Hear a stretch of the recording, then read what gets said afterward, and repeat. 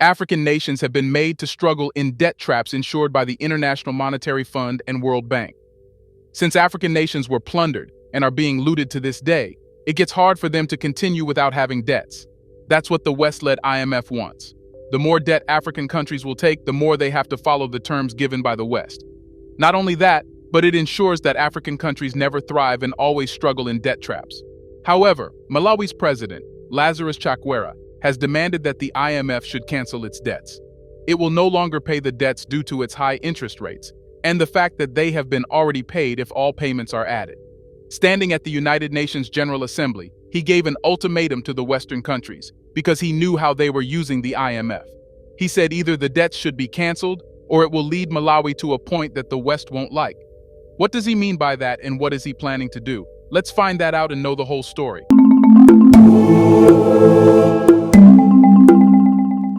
President of Malawi, Lazarus Chakwera, has called upon developed nations and international financial institutions to seriously consider canceling the debts owed by struggling economies.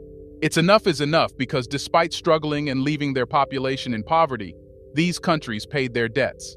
It's like allowing the major financiers of the IMF to make money by depriving the Africans of their basic necessities like food, clean water, and homes. Chakwera said that the significant burden faced by many least developed countries, including Malawi, works as a stumbling stone as they grapple with the perpetual challenge of repaying their debts.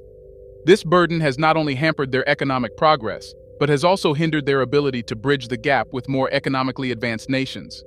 Instead of helping, these loans are ensuring that the developing nations never come out of debt traps. To repay the earlier loans, these nations go for more loans, initiating a never-ending debt trap, which they will never come out of. He strengthened his demand by quoting the fact that the UN aims to end poverty by 2030. However, this will be impossible if African nations are made to pay their debts.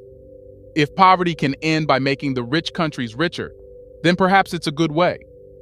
However, as we know, the case is the opposite. Developed countries must decide that the solution lies in canceling debts due upon developing nations. President Chakwera firmly stated, "We urgently require concrete actions on the debt issue because, like most least developed countries, Malawi is wrestling with an unsustainable debt burden. Our plea on behalf of all LDCs remains unchanging: cancel the debt." Chakwera also drew attention to the fact that the United Nations community has made meager advancements in economic growth in recent years, citing a range of challenges, including the ongoing COVID-19 pandemic, natural disasters, and the conflict in Ukraine. He argued that these formidable challenges further highlight the critical necessity of easing the debt burdens of developing countries. This call for debt cancellation echoes President Chakwera's previous address to the UN General Assembly last year, when he urged advanced economies to follow China's example in forgiving some of the debts owed by African countries. President Chakwera continues his proactive engagement with leaders of international institutions in pursuit of financial support that can aid Malawi in its relentless pursuit of economic growth. At present, Malawi's grappling with debt, particularly its commitments to the International Monetary Fund, has presented substantial hurdles to the country's economic advancement. Over the years, Malawi has accrued a considerable external debt load, including loans from global entities like the IMF. These towering debt levels have forged a situation where a substantial chunk of the nation's budget is funneled into servicing these debts. Hence, servicing this debt consumes a significant portion of the government's annual budget. Consequently, funds that could have been channeled into vital sectors such as healthcare, education, infrastructure development, and poverty alleviation are diverted to meet debt obligations. This, in turn, creates restricted fiscal space to address pressing domestic needs. The necessity to assign a substantial budget share to debt servicing has resulted in diminished public expenditure on essential social services. These include healthcare, which demands investments, especially in light of the COVID-19 pandemic. Similarly, budgets for education and poverty alleviation programs have been curtailed due to these financial constraints. Malawi also faces substantial infrastructure deficits, including deficient road networks, energy provision, and telecommunications. The burden of debt deprives the government's capacity to inject investments into infrastructure development, which plays a pivotal role in fostering economic growth and attracting foreign investments. Debits, which are supposed to ease economic crises, start to jeopardize countries like Malawi. Not only that, but the debt burden perpetuates Malawi's reliance on foreign aid. With a significant chunk of the budget directed towards servicing debts, the nation depends on donor assistance to bridge the financial gap for vital programs and services. Mounting debt levels amplify the risk of debt distress, where a nation's debt becomes unsustainable. In other words, it becomes impossible for a nation to pay its debt, because if it does so, its economy will crash. That's the case with Malawi now, and that's why its president has demanded that the debts should be canceled. He implicitly said that if debts are not canceled, it will lead to inevitable Malawi will not pay the debts. Instead of that to happen, and made the IMF look weak, he demanded that it be better IMF should be the one to cancel the debts. Once these debts are canceled, Malawi should ensure that it never goes back to the IMF for more loans. You should know IMF loans often come with policy conditions such as fiscal austerity measures and structural reforms. In simple words, the IMF becomes the one taking all economic decisions on behalf of the government. Since an organization makes policies, implementing these conditions can be challenging without adverse effects on citizens' well-being. Consequently, the government's maneuverability to pursue policies aligned with long-term development goals is constrained. What's more, the volatility of the US dollar can indeed complicate Malawi's efforts to repay its debt to the International Monetary Fund. It's because the IMF uses the US dollar as its currency. Hence, Malawi typically borrows from the IMF in US dollars. When the US dollar's value rises, Malawi, using its local currency, the Malawian kwacha, must allocate more funds to acquire the same amount of US dollars needed to service its debt. This exchange rate risk significantly amplifies the cost of repaying the debt in local currency terms. As the US dollar gains strength, the size of Malawi's debt, when measured in local currency, effectively expands. This happens because Malawi has to exchange more kwacha for each dollar owed, placing a heavier burden on the country's finances. Now, to service its IMF debt, Malawi's government must allocate a substantial portion of its budget. When the local currency depreciates relative to the US dollar, the government must allocate a larger share of its budget to meet these debt obligations. This can result in limited resources for vital public services and development initiatives. In turn, a depreciating local currency can lead to higher inflation rates in Malawi. As the kwacha loses value, the cost of imported goods and services rises, contributing to inflation. Inflation, in turn, can adversely affect the country's overall economic stability and fiscal health. Not only that, but a weaker local currency deteriorates the purchasing power of Malawian consumers and businesses. This can hinder economic growth and make it more challenging for the government to generate the necessary revenue to service its debt. You should know that Malawi's ability to manage its debt repayments is influenced by factors beyond its control, such as global economic conditions and US monetary policy. Changes in these external factors can exacerbate the challenges posed by fluctuations in currency exchange rates. Now you can understand how IMF loans do more harm than good. It should be clear that Malawi's president is not requesting, rather, he is demanding. That's because he is not asking for a favor. You can understand that by knowing that due to high interest rates on the loans, if all the debt payments a country paid are added, it will be more than the debt owed to the IMF.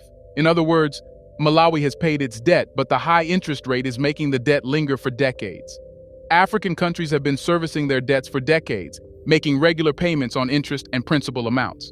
These payments have often consumed a significant portion of their national budgets. That's where it becomes clear that the International Monetary Fund utilizes debt as a tool to exercise control over African nations and restrict their advancement. It's because African countries frequently depend on external loans and financial aid, including assistance from the IMF, to fuel their economic development initiatives.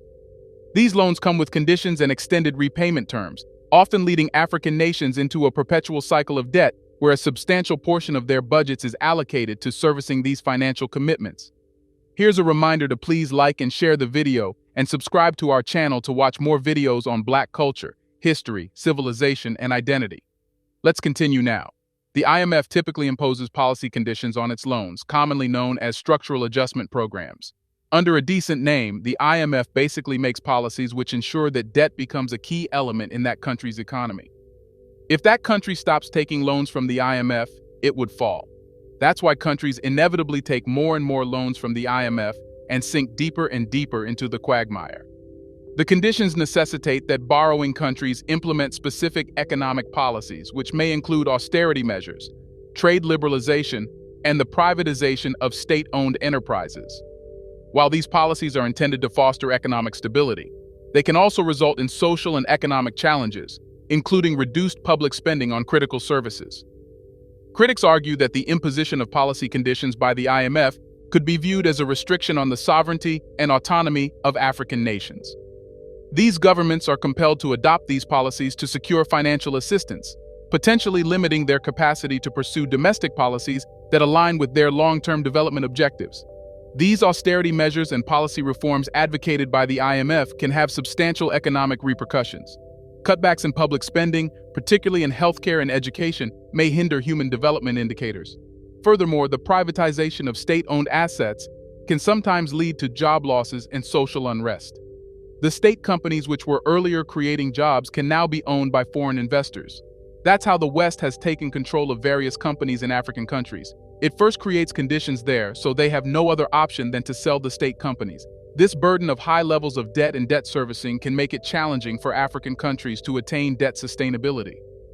The constant cycle of borrowing to meet debt repayments can create a never-ending cycle of indebtedness, potentially undermining economic progress and stability. You will be surprised to know how the IMF has paralyzed Africa, using the tactics of debt traps. In 2021, a staggering 21 low-income African nations found themselves either grappling with a debt crisis or getting close to it. This alarming situation contained a formidable 58% of the countries subjected to assessment. Collectively, these nations bore the onerous burden of a substantial debt load, tallying an astonishing $644.9 billion. During 2023, African countries are destined to channel $68.9 billion toward external debt service payments. This financial commitment looms large, particularly in light of the economic challenges confronting many of these nations. To provide context, the external debt held by African countries in 2021 amounted to 24.0% of their combined GDP. This statistic showcases an alarming trend, with Africa's debt load soaring to its highest point in over a decade. As a result, 21 low-income African nations find themselves grappling with bankruptcy or tilting on the road to debt distress. The acceleration of Africa's debt, as a percentage of its GDP, has been both swift and relentless since 2014. By 2023, this figure stands at 24.0% for countries with available data, marking an unsettling trajectory. This raises questions about where these debts will lead the African countries. It becomes clear that the picture of African debt has undergone a seismic transformation. In recent years, the lion's share of African external debt is owed to official creditors, primarily high-income nations, and esteemed multilateral institutions such as the World Bank and the IMF. Adding to the complexity, African nations are bracing themselves for record-high debt service payments in the upcoming years. It's noteworthy that even prior to the pandemic's onset, over 30 African countries were directing a larger portion of their budgets toward servicing debt than toward meeting essential healthcare needs. This highlights the urgent necessity for sustainable debt management strategies and robust development initiatives to navigate these intricate financial challenges. In just a span of a decade, the average debt ratio in sub-Saharan Africa has nearly doubled, surging from 30% of GDP at the close of 2013 to an alarming nearly 60% of GDP by the end of 2022. Also, the cost of servicing this debt has witnessed a substantial escalation. Furthermore, the region's ratio of interest payments to revenue has more than doubled since the early 2010s. At present, it stands at nearly 4 times the ratio observed in advanced economies. Alarmingly, as of 2022, the IMF assessed that over half of the low-income countries in sub-Saharan Africa were either at high risk of or already experiencing debt distress. These worrisome trends have given rise to concerns of an upcoming debt crisis looming over the region. As a result, African nations are ramping up their efforts to enhance their influence within the World Bank and the International Monetary Fund, with the goal of giving priority to the needs of developing countries confronting one of the most challenging economic challenges since the 2008 financial crisis. Malawi's president is not alone in advocating. During a speech in Washington, D.C. Ghana's finance minister, Ken Ofori-Atta, stressed the importance of global action to establish a more inclusive global financial system. He asserted, to begin with, Africa must be given a prominent role in the global multilateral framework. In 2023, many sub-Saharan African economies find themselves grappling with formidable challenges, including a scarcity of funding, surging public debt, and double-digit inflation. The inability of developing nations to access alternative sources of funding stems from the swift tightening of global monetary policies by wealthier countries aimed at curbing rising inflation. This dilemma has been exacerbated by the US dollar's effective exchange rate reaching its highest point in 2 decades, intensifying the burden of servicing dollar-denominated debt. Calls for reform of the Bretton Woods financial institutions, notably the World Bank and IMF, have gained momentum in recent months as the escalating debt crisis threatens to erase the socio-economic gains achieved over the past quarter century.